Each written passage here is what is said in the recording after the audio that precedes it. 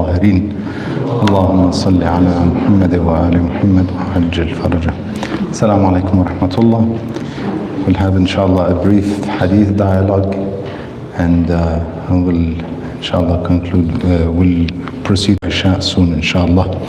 The hadith I have in mind for this evening, as we are based on one of the narrations, it is the martyrdom anniversary of Fatima Zahra salamullah alayha. So I will share a hadith from Lady Fatima salamullah alayha. A beautiful, very, very powerful hadith from Fatima Zahra salamullah alayha. Inshallah we will all learn from, mostly and most importantly the youth.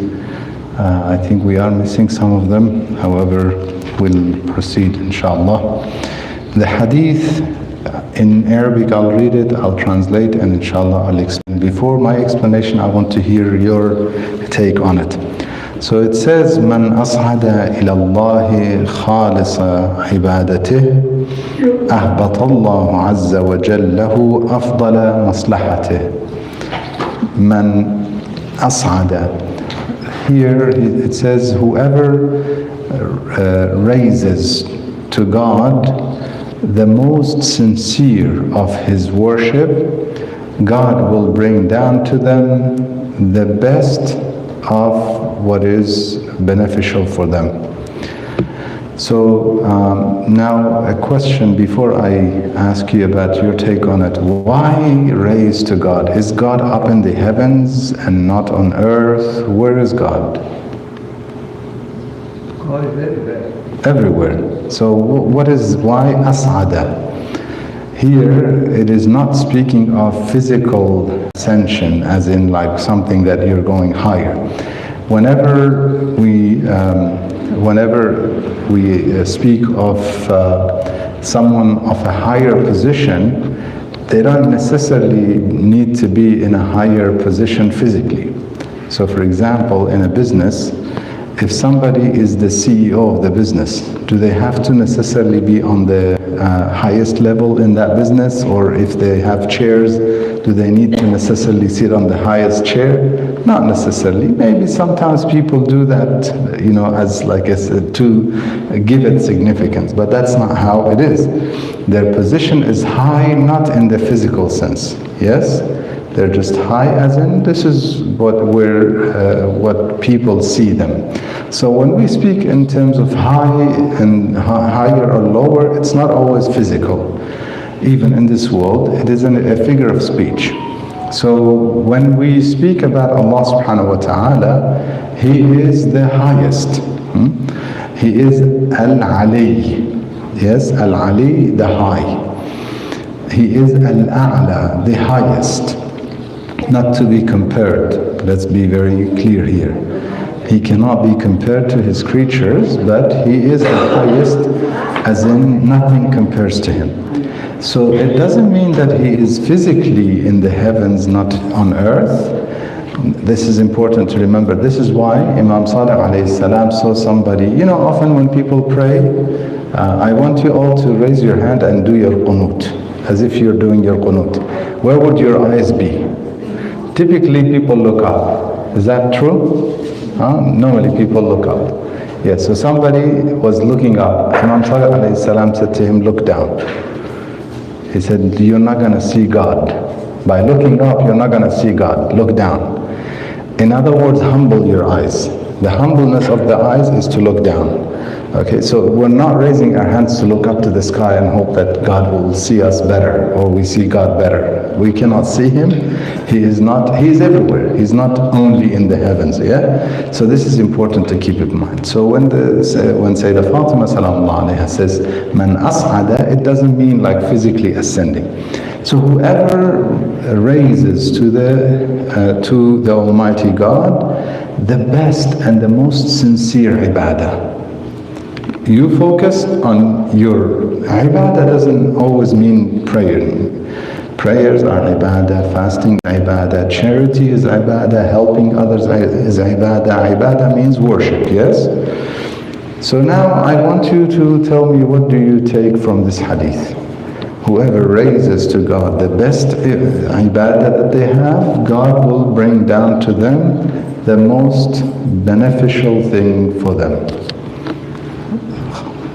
What do you, especially the youth, if we can get, I guess we don't have so many of them, but maybe your take on that hadith, you want to share something with us? Anyone wants to share? What does this hadith signify to you? What should we take from this hadith? Okay, I'll share a few things. Be humble, yes, very good, beautiful, ahsantum. Anything else?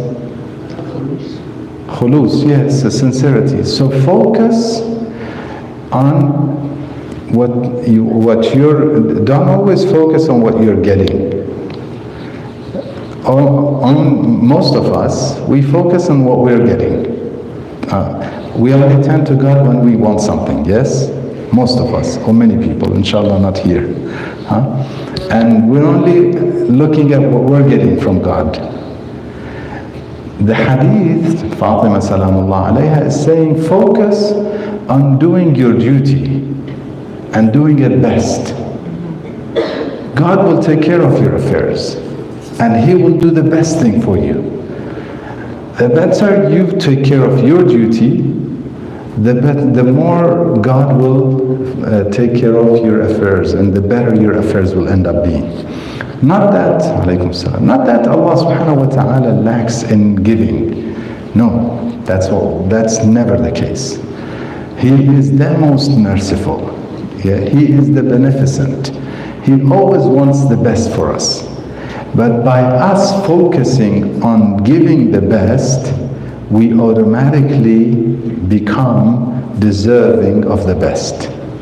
We put ourselves in that position where we deserve the best from Allah subhanahu wa ta'ala. So focus on, don't always think, how do I get, for instance, better in my studies, in sports, become stronger, become richer financially. How do I get this? How do I get that? I want to achieve this. I want to don't focus, or get healthier, for example. Don't focus on yourself. Given what God has already given you, do what's best. Do your duty and do it at its best. Allah subhanahu wa ta'ala will take care of your affairs and give you what is best for you. At that level, you deserve even more, so God gives you more, and then it's a cycle. You focus on doing your duty better and better, and He will guide you more, and you will be able to do it even better to reach, inshallah, the highest level.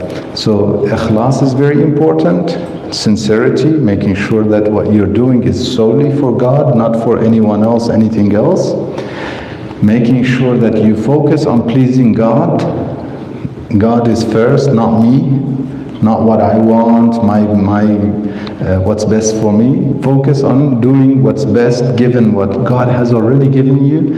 This actually brings about some level of gratitude. I already have so much, let me use it. Don't wait for something to happen. Often some of us are waiting for a miracle to happen. If I get this, I'm going to build a masjid. If I get this trade, and believe it or not, I've heard this from many people. One particular guy, he wanted to, this is the last thing I will share. He said, if I earn this, it was a case he had against the government. He said it was about 150 million euros or something that. He said, if I get it, I will build the most beautiful masjid in France at the time. And guess what? He got the case. He won the case. He got the money. Did he build the masjid? No. Never.